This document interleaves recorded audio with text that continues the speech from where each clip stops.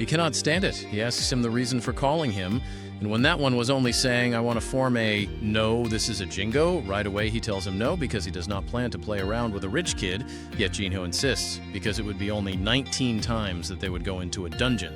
Well, it turns out this one wants to become a guild master, so he has no other choice but to lower his head to ask him please, and with such insistence, our muscular guy sits down again. There, the rich boy explains that he has been studying the part of the company of his father, and at least the theoretical part, according to him, he already knows it, but the practice is still very, very green, so our protagonist mentions that he knows he is the youngest son of the constructor Yin. He confirms it, and he mentions that being a guild master would help a lot, so our Pinero thinks it over better and explains to us that even if dungeons are usually dangerous, they also hide many treasures, like magic stones, mana minerals, and likewise the materials that the higher monsters drop.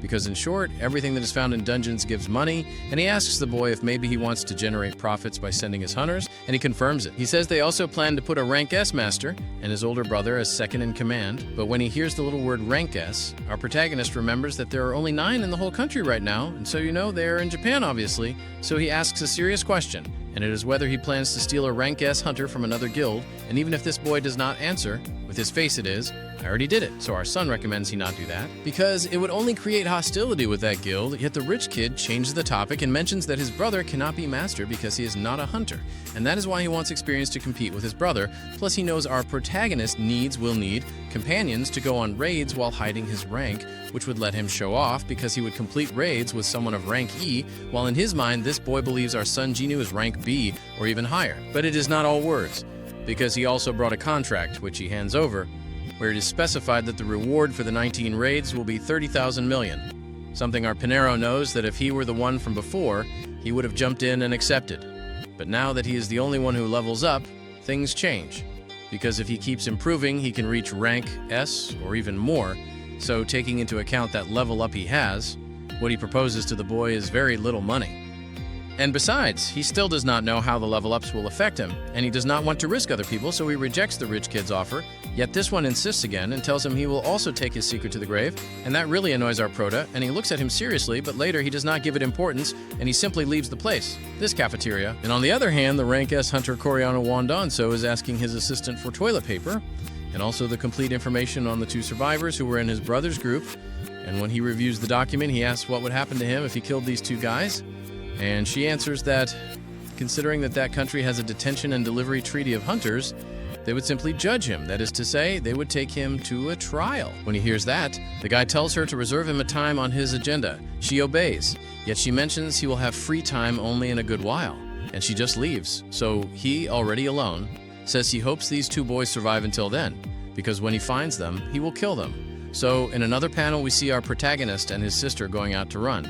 And he says it is strange to see her exercising, yet she answers that spending a whole day studying is not good either, so he deduces, and it annoys him, that she surely ate too much chicken yesterday. So she replies by giving him a kick, and while they jog, she asks his sister what she would do if she got 30,000 million, of course hypothetically. So she says she would pay their mother's treatment and whatever university costs, and the rest she would keep saved, because she knows something like that would not happen to him. And in his mind, he confirms this, and he tells her to run at her pace, and he runs faster. So she says that even if he is rank E, he is still a hunter, and it frustrates her a little that she cannot catch him. Yet he goes faster to check how his system is, and he notices he already completed the daily training, so the system asks if he wanted to receive the reward, but he finds the run counting a bit strange, so he postpones the reward and starts checking, wondering why the system counted more distance than requested, so to prove it he can do 2 more push-ups, and this time the system also counts it. And right there, very close behind, is his sister, who finally caught him, so he runs away faster, and after some good kilometers, the system notifies him he has been running 20 kilometers, so after a while he does double of everything the daily task asked for. And he notices the change. Now his daily mission became secret, so they give him another reward, which he accepts, letting him open 2 boxes, both being random loot boxes, but what makes them different is that one is normal and the other is blessed, so to make sure, he chooses to open the second one, and epically the key of the demon's castle appears, and the difficulty in this case is rank S. And he gets a bit excited noticing that in the castle of the Demon King, he can obtain the ingredients for the elixir of life, and that object cures any disease through magic. So at night, he goes to visit his mother, taking very seriously the elixir of life. because if it truly cures any disease, he can heal his mother. So without thinking twice, he heads to the place to open the dungeon, because if this is for his mother, he is more than clear. Even though he is aware that this dungeon must have monsters at the level of those from the island Kiyu, where before there was a huge attack of killer ants, so much so it made it hard even for rank S hunters, and when he enters, he wonders if he is actually capable of finishing off the monsters of this new dimension. Even though he knows that if he is in danger, he can simply use that teleport stone and leave the dungeon in an instant. Then in front of him appears Cerberus, so having it right there, he pulls out his dagger, because by defeating this monster, he will become stronger and level up more. So he runs very fast to slash a wound into its leg, and likewise in different parts of the body, even though he realizes he does very little damage. So he decides to use at maximum power his blood set skill, but Cerberus is not intimidated, and with a single roar, it throws him out. In a moment when the monster attacks, our protagonist takes advantage to stab it in the nose, yet it shakes him off, doing some acro-aerial, losing a third of his life. When another attack approaches, he dodges quickly, but then the monster doubles all its attributes and lands a brutal hit that sends him flying at an inhuman speed. So barely recovering consciousness, he uses his recovery skill.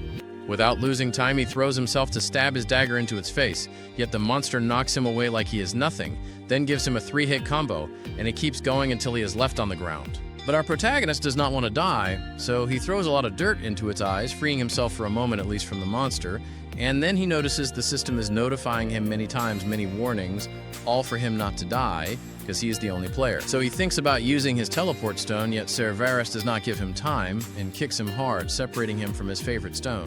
When he stands again, he moves to a safer place, wondering how he is going to survive this time, because if it hits him a few more times, he will die. So it occurs to him to check the shop, and he buys 3 exclusive healing potions, spending all his system money.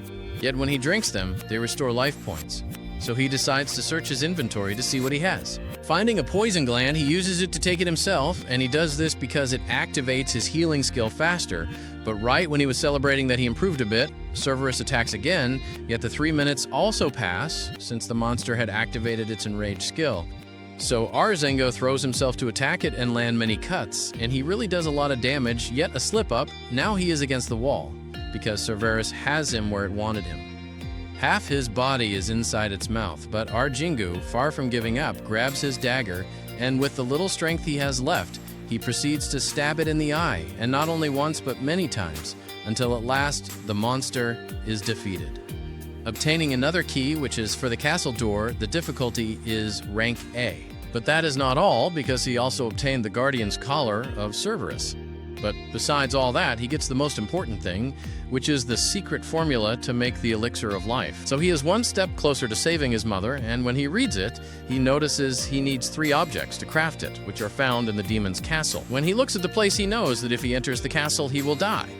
Yet what he is sure about is that he will not take long to return. So in the hospital next to his mother, he is looking at the recipe to save his family member from her disease, but he is also aware that with his current power, he could not collect the necessary ingredients that are in the demonic castle. So he decides to become stronger, but first he is going to his favorite cafeteria. There you see the name, and it is to meet with the rich kid because he will accept the deal he proposed. That one of completing the 19 rank C raids. When he hears this, the boy gets very happy, but our son Jingo sets a condition. The rich kid is so glad he will accept whatever he says. So our protagonist tells him they go only the 2 of them, and that leaves the young man shocked. Seeing this, our son reveals they will use the same trick that Wandon Suk used, that same guy whose head he crushed. Yet the rich kid thinks that is very risky, so our dear Pellenper tells him it depends on how you look at it, because with him and his group, they could complete the 19 raids without a single injured person. Personally, that sounds like good material for his father to recognize him and see his potential, and even if at first the boy doubts. He gets firm and accepts the condition, plus he will provide the portal and also the rest of the equipment he will need. Hearing that, our protagonist smiles. On the other side, we see Chahan running in her morning training as a rank S hunter. While she sits stretching her muscles, she notices someone's presence. She politely asks them to appear and tell her what they want. Out comes the elegantly dressed man, surprised at her very sharp senses. Then he invites her to be the master of a new guild he is going to form, and like a good businessman, he leaves his card, because that man is the president of the Yin Constructor, that is, the father of the rich kid. Yet our favorite Ruya rejects him, and after that, in his limousine, this man is talking with his son. He says that now everything is connected to the dungeons, from toothbrushes to the biggest infrastructures, and since the ones who collect materials are the hunters, there are currently 5 guilds that take most of the profits, and as a good businessman, he cannot stay with arms crossed. So he stresses the importance of creating a guild together. Basically, he is putting more pressure on the rich kid. And at that same moment in another panel, we see our protagonist going out to run, realizing his system no longer counts beyond the limit he runs. Then he notices he received a reward, and there he remembers he lost the chance to have a box, yet he has faith that in some normal box he will get some instance key to train his strength, so he decides to open it. It is a losing bingo, which discourages him. He goes out to walk while checking his level and status. He realizes that those 3 available attribute points he has to distribute are not enough to reach the power he wants. He also knows he cannot go to a rank C dungeon until Jinho notifies him, but then an idea appears, which is to go to the punishment zone, yet he remembers how powerful that centipede was, so he drops that idea. Then he receives a message from the Hunters Association, because they are requesting him to participate in a rank D portal, and even if he plans to reject it, he knows it is the best option he has now. While Adoyo is practicing, a known person of our Sun Jingu, yes, it is that same guy who carried and saved our Prota's friend. We are told this guy has no plans to retire as a hunter, because with the life he has left, even if it is with one arm, he wants to contribute to society. While on the other hand, in a management office, 2 leaders of different guilds are there, and the redhead informs him about the case of the Yin constructor trying to form a new guild, but the other one, angry, tells him he already knew that. So he asks why he brought him here, and when the redhead is about to tell him, we jump to another panel where Yi Mother is calling her, very worried, because she knows that since she was little, she was very easily frightened. She gives her the option of stopping being a hunter and helping them in their business.